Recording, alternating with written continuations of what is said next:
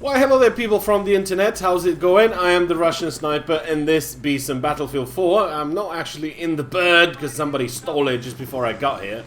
So we got the flag back and now I'm just going to have to take him out somehow since nobody's trying. There we go, that's that.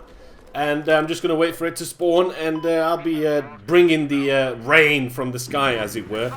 Now, since we were talking last time, we were kind of talking about the war, the Great War, the First World War.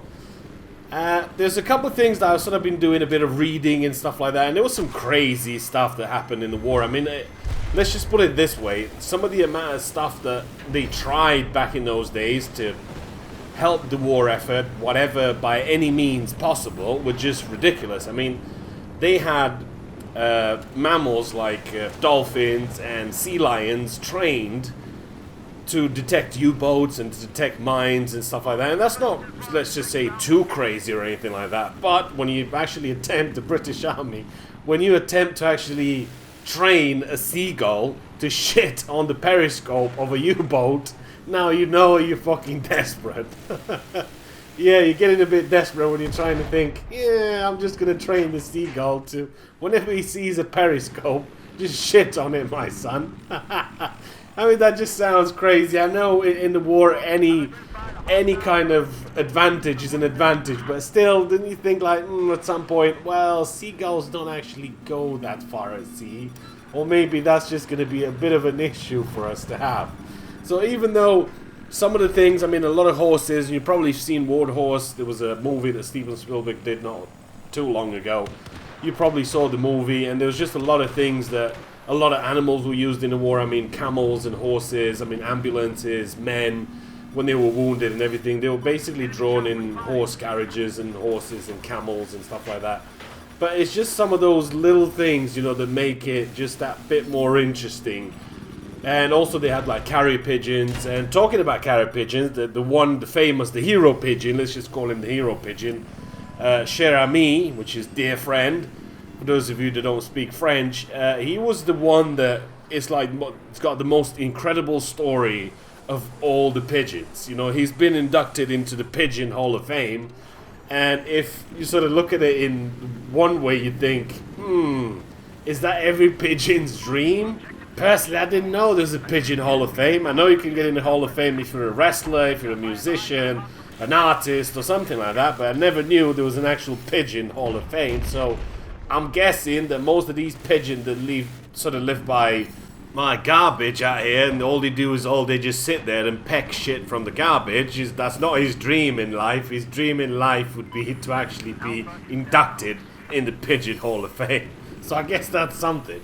But the most interesting story of all, he has to be that on October the 3rd in 1918, Major Charles White and more than 500 men were trapped in a small depression on the side of a hill behind enemy lines without food or ammunition. They were also beginning to receive friendly fire from Allied troops who did not know their exact location. Surrounded by the Germans, many were killed and wounded in the first day, and the second day, just over 190 men were still alive when the Major Charles White started dispatching pigeons, the homing carrier pigeons. The pigeons carrying the message, many wounded, we cannot evacuate, were shot down. A second bird was sent with the message, men are suffering, can support be sent. That pigeon was also shot down. Only one homing pigeon was left, Cher Ami. She was dispatched with a note in a canister on her left leg.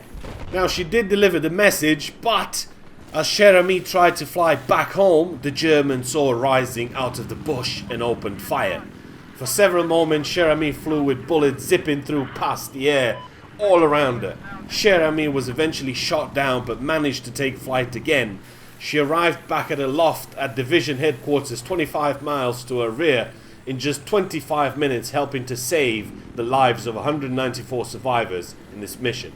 Cher Ami delivered the message despite having been shot through the breast, blind in one eye, covered in blood, and with a leg hanging by only a tendon. Cher Ami became the hero of the 77th Infantry Division. Army medics worked long and hard to save her life, and while they did manage to save her life, it was impossible for them to save her leg. They were unable to save her leg, so they carved a small wooden one for her. When she recovered through the travel, Now the one-legged bird was put on a boat to the United States with General John J. Pershing, personally seeing Cher Ami off as she departed for France. And sadly, because of her wounds, Cher Ami only lived for another year. She died on June the 13th, 1919 in New Jersey from a wound she received in battle, and was later inducted into the Racing Pigeon Hall of Fame in 1931. Now that has to be one of the most amazing stories I've ever read up about the war. And also the last cavalry charge, which was another thing that happened in the war. One of the last cavalry charges of the war came at the Battle of Somme in 1916. The attack was on July the 14th on High Wood, a German strong point that was holding up the British advance. Men from the 20th Deccan Horse and Indian Cavalry Unit attacked the German positions armed with lances, and despite going uphill, which slowed them down, the charging horses, some of the men reached the woods. Some Germans surrendered when confronted by the cavalry in the woodland, something they could not have expected. However, the attacks, while brave, were very costly, with 102 men killed along with 130 horses.